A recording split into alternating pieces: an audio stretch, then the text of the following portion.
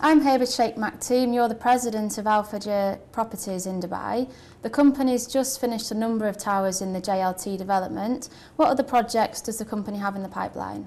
Well, at the moment we have 4 projects which were slated to be commercial, which are being converted to residential, which will be launched in Jumeirah Lake Towers over the next 24 months.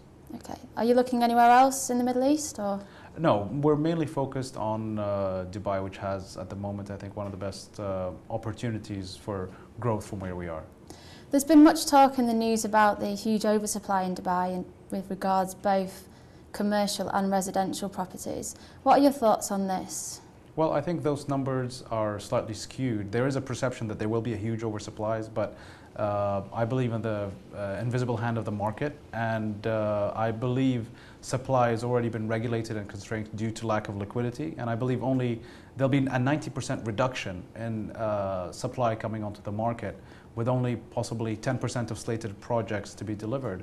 And as you could see, I think yesterday RERA announced that 480 projects out of 980 have been cancelled. So that's already a 50% reduction.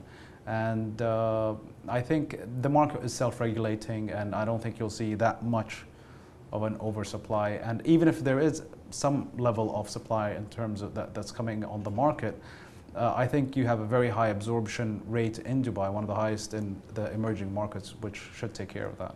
Okay. What steps do you think need to be taken to help the market in Dubai recover? Well, I think there should be more transparency, more data correlation and consolidation of data, and reissuance of data by different departments to give more transparency to the actual market and give more accurate forecasts.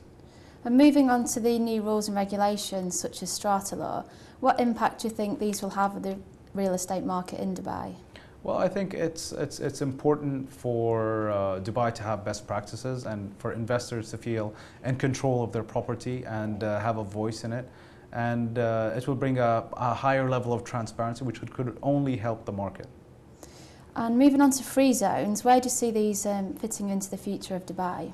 Well, I think you're going to see free zones specialize rather than compete for the same market segment. For example, you have Palm Jumeirah, that's a distinct project. You have JLT, which is based on commodities and commodity as a commodity exchange place.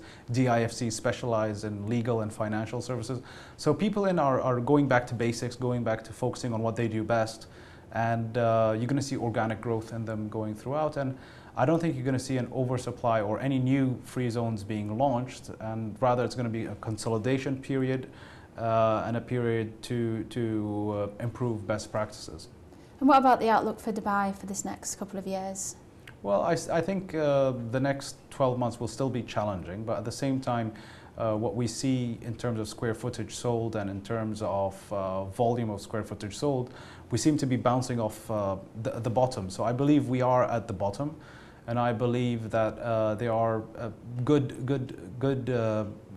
signs coming up on the horizon with future legislation and future best practices coming across. And I'm actually the most positive I've ever been for the last 2 years, because prices are just so low, they can't possibly drop any further. And you see people starting to chase up the prices in terms of bids, taking it to a higher level.